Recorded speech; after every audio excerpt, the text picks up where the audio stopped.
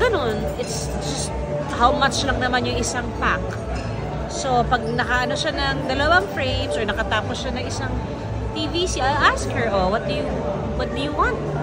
But ayaw lang namin i-instill kasi sa kanila na bawat ano, should be ganito. It could also be a quality time. We can watch a movie. Take a trip. Oo, take a trip. Parang meron silang ma-experience out of that job that they did or the work that they put out there na hindi naman ito nasusuklian lahat. Kasi ang material na bagay nawawala. Yung memory talaga yung ina-instill namin sa kanila na hindi talaga siya makapalitan. Maikikwento siya ng maikikwento, ang sarap pag-usapan. So, we invest on memories. But Luna is so at ease of the camera. Parang artista na. Grabe, no? Grabe. Yun lang talaga na sabi ko, grabe, no? Oo. Grabe siya. Na-enjoy niya kasi yung production people, the staff, like we would always have Direct Sid on board sometimes or Direct Audie. Kumbaga, familiar faces yung nakapaligid sa kanya. That's why tumatawid yung pagiging komportable ng mga bata. Kasi ang mga nakapaligid sa kanila, mga tito-tito nila. Kilala nila. And I think it's important na very comfortable sila sa area na pinagtatrabahuan nila because hindi naman talaga sila artista. Yes. Or will you allow them someday? Basta magtapos sila ng pag-aaral. Ako yun lang talaga. Siguro sabihin na nilang ang stricto ko or whatever. Pero kasi before wala akong option kundi magtrabaho kasi para makapag-aral ako. Eto, wala silang kailangan problemahin na kailangan ko magtrabaho para makapag-aral. Meron tayong pagkakataon na maiblaso kayo sa magagandang eskwelahan, please mag-aral kayo. Kasi hindi ko mababayaran, hindi ko mabibili yung edukasyon. English ko, hirap na ako, edukasyon ko. Kumusta naman yung kanilang mga social media activities? Wala silang social media accounts. Not that I know of with Johan. Ayun lang.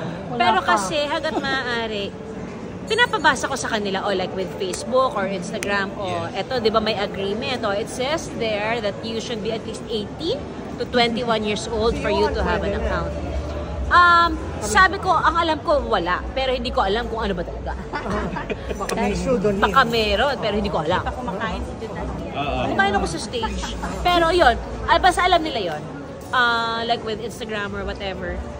Alam nila that they cannot have their own social media pages up until they reach the proper or legal age. And then if they reach that age, they should actually show us na they're more than responsible to be able to, kaya nyo tanggapin tong mga comments, bashers, and all. Kasi ibang manakitang tao sa salita. Hindi ko sila mapoprotectionan dyan. Who's stricter, si Ryan o ikaw?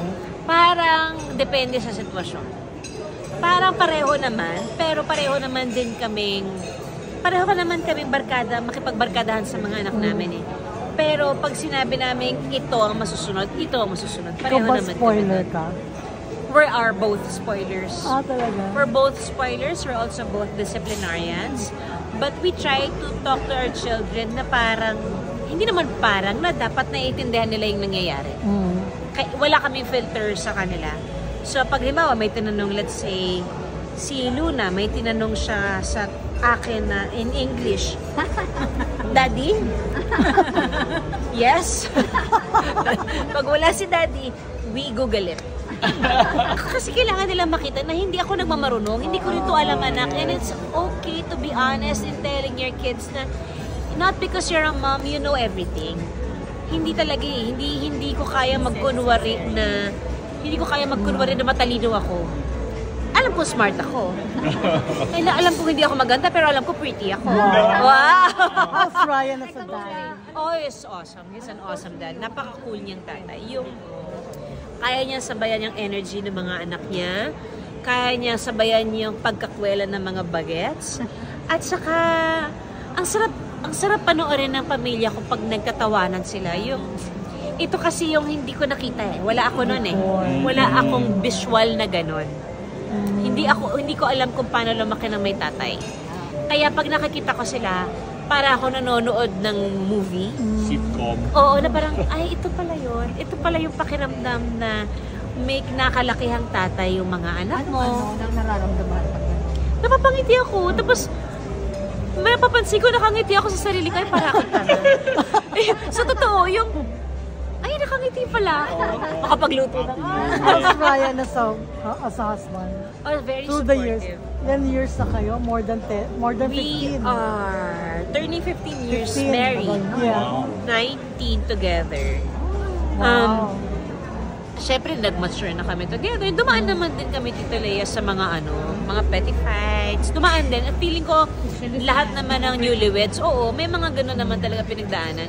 Pero pag dumating kayo sa punto ng married life ninyo, na pareho na kayong confident sa pagmamahal ng isa't isa, secure kayo sa isa't isa, nagkakaututan na kayo palagi, yung kaya nyo nang matulog ng mas maaga pa sa mga bata, wala na kayong I think that's the part when you tell yourself na I think I've married the perfect person. Oh. Kasi kaya mo nang let go ng pangkalahatan, kaya nyo nang maging magbarkada. ni Ryan, ganda. Diba? Nakikita mo agad sinupost. Oo.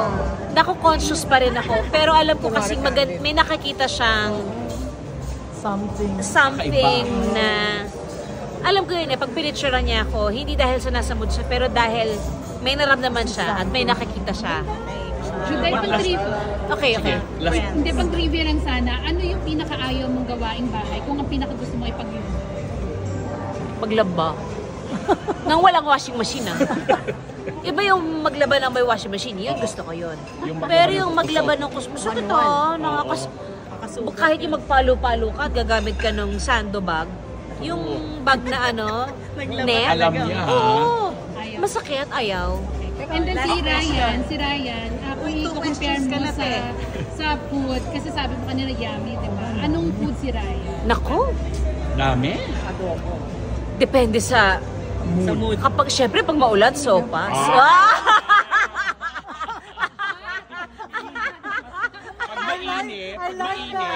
Pag mainit, syempre may espanyelo, kaya halo-halo, di ba? Okay, last question na. Hihigupin mo pa rin. Sino ang mas alaskador sa inyong dalawa ni Ryan? Si Royon. Tapos paano? Ako hinihigup ko lang talaga yung Alaska. Kasi nga, laking E80, di ba? Yeah. So tuwing uwi, parang lagi naka-on lang talaga may yung baon? niya. Oo, lagi siyang may baon na punchline. Hindi ka napipikon. Hindi, kasi parang ine-expect ko na, pero at the same time, parang hindi mo rin ine-expect. Yung, parang seryoso naman tayo, tapos hihirit siya. Cute. Sanay na. Totoo na ba to? Mag-uusap na ba talaga tayo? Totoo, seryoso na ba to? Oo. Tapos biglang palya na naman yung isasagot niya. So may ganun lang. Anong course niya ni Johan? Anong course niya? Music. Salamat. Thank you. Opo.